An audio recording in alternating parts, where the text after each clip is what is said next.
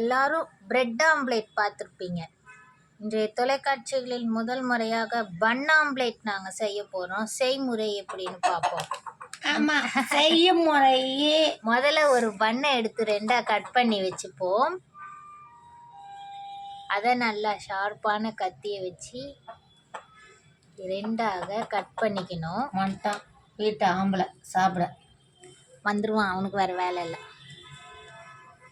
அது சர்க்கரையை தூளாக்கி வைத்தாச்சு. அதுக்கப்புறம் முட்டையை வைத்தாச்சு. வைத்து கொண்டு தட்டை கிண்ணத்தை எடுத்துகிட்டு வாடின்னா எடுத்துகிட்டு வர. அதுக்கப்புறம் முட்டையை உடச்சி ஊற்றிக்கணும். இப்போ அதை நல்லா கலக்கிக்கணும். அதுக்கப்புறம் அந்த பன்னு மேலே முட்டையை போட்டு தடவுன்னு தடவிக்கணும். எண்ணெயை ஊற்றிக்கணும். பண்ணை தூக்கி வச்சிடணும். எக்ஸ்ட்ரா முட்டையை மேலே ஊற்றிக்கணும். அப்புறம் அந்த பண்ணுக்கு பாவாடை சட்டை போட்டு விட்டுறணும்.